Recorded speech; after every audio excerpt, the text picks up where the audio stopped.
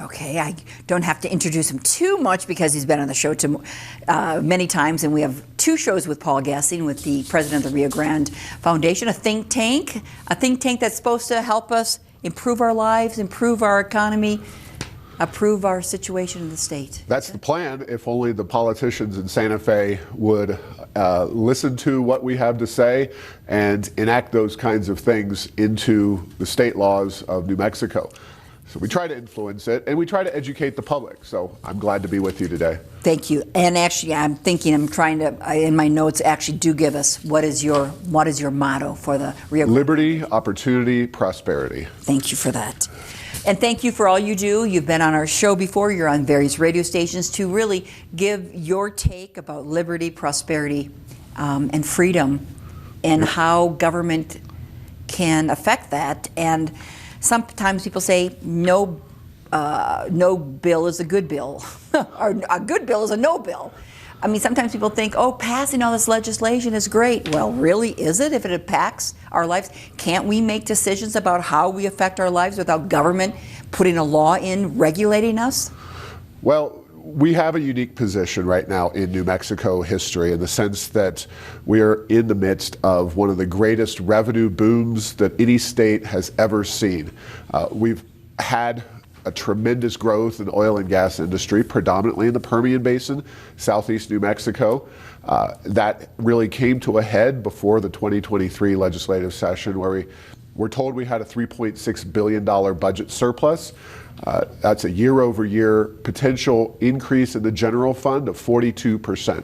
So if they wanted to, they could have grown the general fund by 42%. And it's not like New Mexico government was small or hadn't benefited already from oil and gas revenue growth.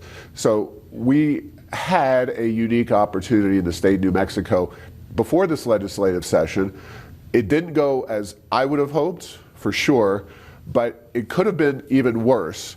So, it could have been worse. So the good side is it could have been worse. Exactly. Well, it could have been worse. You're saying we could have spent it all, but I'm saying, Paul, we couldn't have, because we don't have enough employees to be in a position to spend, salaries on. There aren't enough goods and services to spend $3.6 billion, because we know the workforce isn't there producing any of this. So really, in my opinion, we couldn't have spent the money, because there's no one to spend it. We can't get enough people digging ditches or building roads to spend $3.6 billion. So we could have. Yeah, and roads would have been, infrastructure would have been one of the things that I would have looked more kindly on as a priority in this budget. It really wasn't discussed in any significant way. There was no, we're going to embark upon a project to make sure that all of New Mexico's roads and bridges are up to scale and that we have the best roads in the country. That was not even discussed.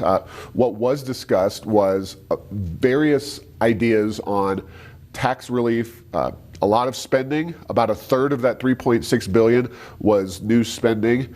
About a third of it was prioritized already to be tucked away for future funds and future growth of government, which isn't necessarily my preference. And then a third of it, another 1.2 or so, was set aside theoretically for reducing taxes. And that's the one area that we really had some optimism on, and we were hoping to see some real reforms. Unfortunately, it started badly in the session. It had some ups and downs. It was the most convoluted, complicated piece of legislation I've dealt with in 17 years at the Rio Grande Foundation. It was just crazy, the twists and turns of that particular tax bill. The entire tax bill? Yes. But the tax reduction was equaling how much? 1.2 billion? That's how much they allocated. It was technically 1.1. Okay. But yeah, a fairly sizable portion. So what happens, you've been in Santa Fe, but for your viewers who aren't aware, if you go to the legislature in a big revenue year like what we're coming off of, they don't pass tax bills willy-nilly out of legislative committees. They die in that first committee. Technically, they're tabled, which in other committees means tax reductions, or increases too. Okay. It could be either way. And what they do then is later on in the session, they compile behind the scenes a list of those bills or ideas that they want to put in that final bill. And because the amount of money to spend was about $1.2 billion, or spend or reduce government revenue theoretically by, they have that to play with, and they engage in different negotiations and swaps to see where that process comes down. And this process had a lot of twists and turns. Ironically, with all that money sitting around, there were still a lot of tax increases that were pushed in this legislative session. At one point, two new top income tax rates. Our current rate is 5.9. There was serious discussion about 6.5 and 6.9, and even reducing that to lower income levels. So it's not just the quote unquote rich, it's middle and upper income taxpayers. There were corporate income tax increases. There were capital gains tax increases. The one thing there was reductions in the GRT, the gross receipts tax. That which we pay when we. Right. That's what you pay when you go shopping. But all of this was vetoed. It was vetoed. Passed and then vetoed. Right. And there were also alcohol and tobacco tax increases. So we were not very happy about that. We were not happy with the package as it was moving through the legislative session. It also didn't address tax pyramiding, which is finally... It did not. It did not. It did not. The legislative... I thought this was the year it was going to happen. You and me both. We were hopeful that there would be a real push to eliminate that problem where services are taxed under the gross receipts tax that are not taxed in other states. Business inputs, things that you often pay in New Mexico, you sometimes might even not know you are paying, but really the business inputs are where that tax differs from your average sales tax. So anyway, there are also subsidies for electric vehicles. There were film subsidies were tossed in. There were the rebates, $500 and $1,000 if you're a single or a joint filer. And then there were other priorities that were lumped into that bill. But a lot of these things, even though we had $3.6 billion surplus, a lot of increases were in the bill, and the gross receipts to finally reduce things were in the bill, but the governor vetoed. She vetoed everything but 4 provisions. One was more film subsidies, a program that we can talk about that later. Okay, more hugely problematic and something we don't support, especially expanding it. There was the rebates. There was a child tax credit, which is really more spending because it's highly progressive, so the less money you make, the more you get back. And then it's also refundable, meaning that if you make no money, you get the maximum amounts. So it's refundable means it's spending, and that was by and large a spending provision. And then the fourth one, the best and the only really ongoing tax change is to address deductibles and co-pays paid by medical doctors. And this is one where if you go to your doctor and you have to pay something to them directly, it's not covered by insurance or whatever government program, you pay money to the doctor, they have to pay 7.75 in Albuquerque or 7.9 or whatever it may be, and they don't even get to tell you about it. You don't know you're paying that tax. You don't know they're paying that tax.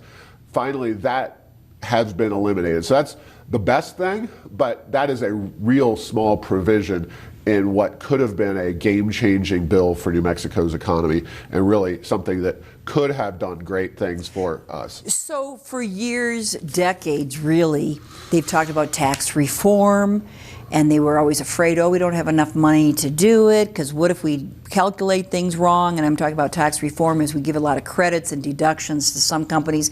Big government is choosing, we like this industry, the film industry, but we don't like this industry, so we're going to tax it more, and we're going to give, tax them more, give a rebate to someone else or a credit. We like this clean industry, we want more of you. So government is deciding who are the winners and losers. Exactly. Decades they said, we can't really adjust it. It doesn't seem fair to some and to others. This was the year, $3.6 billion surplus. Was there even any discussion of reform? Well, there was talk, and the primary object of that conversation from a economic prosperity, pro-growth perspective was the reform of the gross receipts tax. Now, this is a progressive legislature, theoretically. They think of themselves as progressive. They don't think of themselves as pro-business or pro, economic development. And so they got a hold of that process, and that's why we saw all these tax increases in there, because they were geared towards stick it to the rich, stick it to the business that's doing business or could be doing business in New Mexico. And that was extremely unfortunate. So the legislature, for sure, got going down the wrong track. Democrats control not just both houses, but of course, Michelle Lujan Grisham is the governor. She's a Democrat as well.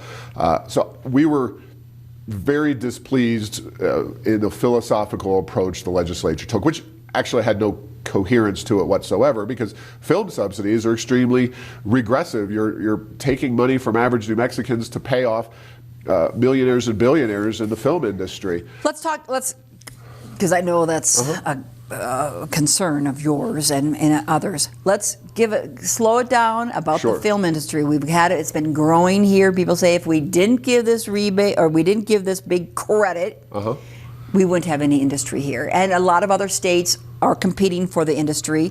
But when they come to New Mexico, every dollar they spend, or let's say every $100 they spend, the state gives back how much to them? Well, with all things, it depends. Generally. Back during the Richardson administration, and he was a big supporter of the film industry, it was a 25% refundable credit, which means spending. So if the film industry came here during the Richardson years and spent $100,000, they would get a cash check from the state for $25,000, so 25% of the overall spend. That was increased during Lujan Grisham's term to 30 and then 35.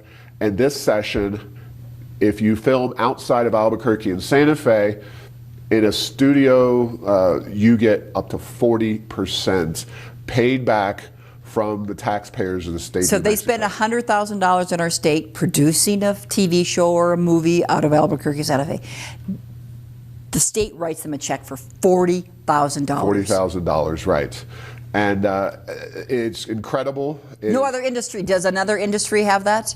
No. The short answer is absolutely not. A lot of time and discussion is spent in Santa Fe over exempting particular industries from the gross receipts tax, but that is not spending. That is, you're just not paying a tax that you would otherwise owe. Are they paying? Is the film industry paying a tax on the $100,000?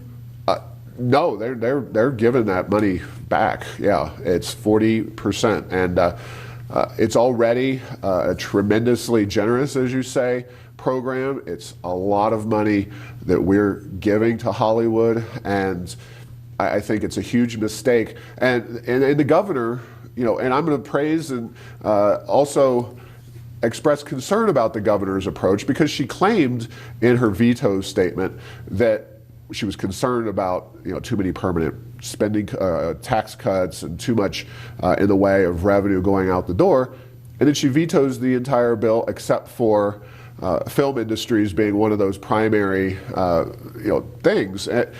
Film industry is already super highly subsidized by the taxpayers of New Mexico. They don't need more money from us. Let them do business like everyone else in the state of New Mexico. That they're getting back money that could be spent on other things. So the Rio Grande Foundation finds this was a major lost opportunity, and if we supposedly this money from the oil and gas industry might continue this big huge surplus for years to come, will we have other? I mean, we've been talking about reform for so many years. If they didn't do it now, will they ever do it? Well, we'll have a 30-day session in January. I don't think we'll have a special session. It seems clear that the governor has no intention of calling a special session. So you'd have to have some kind of massive economic crisis. I doubt that happens. So in terms of reform, the one big money out the door provision was, of course, the rebates. And rebates, my opinion, better than spending all of it, but for you and I, 500 or 1,000 is nice. And I'm talking about professional working New Mexicans. Not many of us are going to make huge life decisions based on that. It's nice to have that money, but to help offset the price of gas and the price of oil. So it's $500 check is going to be given back to New Mexicans in June for a single filer, and $1,000 for a joint. But that doesn't impact businesses locating here. Yeah. It doesn't impact new job creation. They just look at that and say, that's nice, but what's going to happen the next year and the year after that. Because as short-sighted as some businesses can be, they are looking beyond one-time tax reductions or revenue rebates that are simply not going to impact the overall ability of that business to compete. And then more importantly, you have people on the fringes of the job market that may just not work for a while again because they're getting a $500 or $1,000 check. There are people like that who will just take that money and suddenly they don't feel like they need to work for a while. We struggle in this state with workforce participation. So the Rio Grande Foundation feels that $667,000 could have been invested differently. Million. Yeah. Senator Ortiz-Pino, a Democrat from District 12, felt his decision was to give it back $667 million to New Mexicans because it would affect everybody across the board. More people would be affected rather than the Rio Grande Foundation's opinion that take that $667 million and invest it differently. Yeah, our preference, and we're not against the rebates as a rule, but if the best provision in your big tax bill is the rebates, you're not doing it right. We have sufficient problems and challenges that we face in this state economically. We're 50th in so many areas. We're well behind all of our neighboring states, all of whom are, except for Texas, not blessed with the amount of oil and gas money that we have coming into our state, and yet we trail behind Arizona, behind Utah, Colorado, et cetera. When I spoke about the number one, New Mexico is number one according to the Pew Research Center in growth of revenue from taxes. Should we be happy about, or should we think, why are we generating so many tax dollars? Why is the state taking in and taking from people so many taxes? Again, it's primarily oil and gas. We're talking about Pew Research data that came from January of 2020, so right before the COVID crisis kicked off, and then concluded in June, the end of June of 2022. That doesn't even capture the last almost year of additional tax revenues. So we are in a great position when it comes to the amount of money flowing into the state. Now, obviously, I would like to see those fundamental economic reforms. And the problem is with the tax picture, who is controlling that money and what are they going to do with it? So it's all about, if you give a 21-year-old $1 million, some will say that's a good thing, some will say that's a bad thing. Well, it depends on what that young person is going to do with it. If they're responsible, they pay for college education, they put money away, et cetera, then that's good. But if they go and spend it on God knows what, I think you can imagine, then you say that money is not a good thing. And unfortunately, we're the irresponsible teenager in New Mexico by and large. Government doesn't operate just like an individual. Government operates differently. And what government should be doing is creating the conditions for job growth, economic growth, business growth. And unfortunately, that was largely a missed opportunity in this legislative session. Rio Grande Foundation has been here how many years? We got our start in the year 2000. I started in 2006. Actually, former Attorney General of New Mexico, Hal Stratton, helped get the foundation off the ground in the year 2000. But I was the first full-time leader of the foundation, so March of 2006. And like I said, it's been 17 years. It's been fun, it's been frustrating, and I look forward to the day when hopefully policymakers start making decisions that will unleash New Mexico's incredible prosperity, because we have so many positives in this state. The weather, the culture, the oil and gas money, the people who are willing to work and are educated and able to work, if we only push them into being productive citizens. The growth of government over the past 25 years has been, astronomical, from a $4.3 billion budget, and the population has not grown compared to our neighboring states, and now we're facing a $9.7 billion budget, and much of this is paid by New Mexicans. It's from our pockets to the government. We're giving them our money to invest as they see fit. They are our representatives. We're responsible because we vote for them. So they're supposed to be taking into consideration our interests. But it seems to me people don't realize what a huge budget we have compared to our small population. Yeah, and part of that is, quite frankly, the oil and gas industry. It's a blessing and, in some ways, even a curse. I support the industry and very much want to defend them, but that mentality that politicians get when they have unearned wealth, that they're not taking money from New Mexicans, it's about 40+% of the state budget coming from oil and gas. So we still pay considerable taxes in New Mexico, and that's part of my problem with the way things stand is with all that oil and gas money, we shouldn't be paying so much. But a Wallet Hub report done earlier this year found that as a percentage of income, not including oil and gas money, which we don't pay those taxes, we still have the 14th heaviest tax burden among U.S. states. We should be a state that, Alaska, for example, and their oil and gas industry is nowhere near ours, but they have no income tax. They have no sales tax in the state of Alaska. We could be doing things. And they give a rebate every year. And they give a rebate, yeah. 2,000 or so, 3,000 to the. In their constitution, which is something that might not be our top priority, but I would love to see an Alaska-style rebate system as a way to give New Mexicans some of that revenue back and also build political support for that energy industry, because the energy industry is always being attacked in Santa Fe and to an extent in Washington as well. I liked your take when they're saving about a third of this new revenue into permanent funds. I kind of thought, oh, that's a conservative way to just save it. But I like your take, not like your take, I heard your take that they're saving the money just to spend it in future years. Exactly. I never thought of that. That's a bone of contention I've had with Republican legislators and other Republican types who I normally am somewhat philosophically aligned with. New Mexico is not a person. A person definitely wants to save for the future because someday we won't be able to work and carry a full-time job. A state should be in the business, if you will, of providing an economic playing field that is attractive to businesses and those investing in our state. And yeah, saving that money, putting it into more permanent funds, all it is deferred spending, not economic growth for right now, which is what we need to do. And your philosophy is, instead of putting it in the permanent funds to be spent by government down the road, invest it now into things to attract other businesses. So more businesses come, lower the taxes per business, so we have a smaller tax burden individually. Yeah, if you spread the growth of businesses across.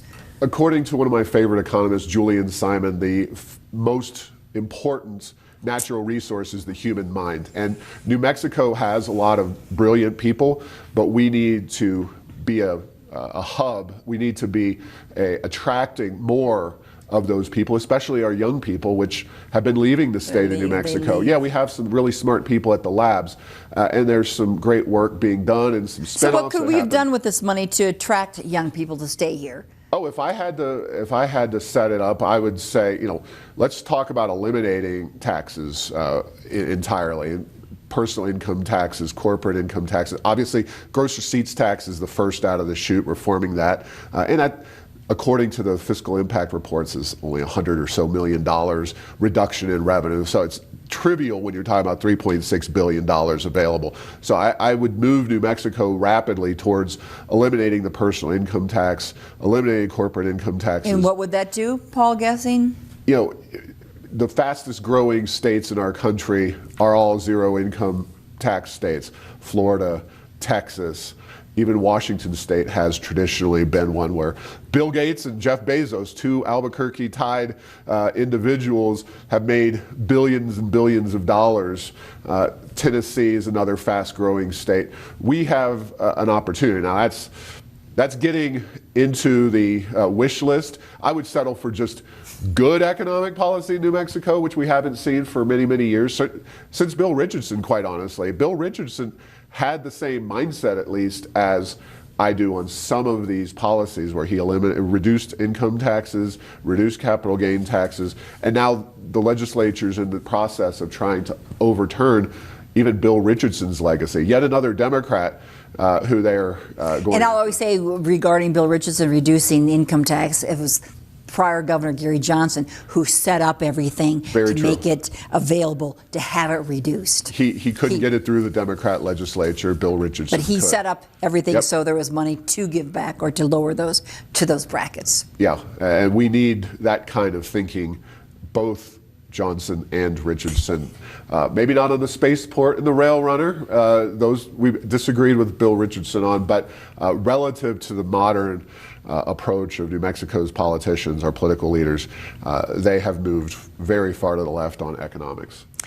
Paul Gessing, president of the Rio Grande Foundation, thank you for being our guest. We're going to have you back, and we are glad to have State Senator Gerald Ortiz-Pino, who is a Democrat, to give his point of view about the session, the budget, and the bills that were passed and that were not passed. So we're going to talk to Paul next time about the legislation that passed and failed. We'll be back in a couple of weeks, and we'll see you then. Bye-bye.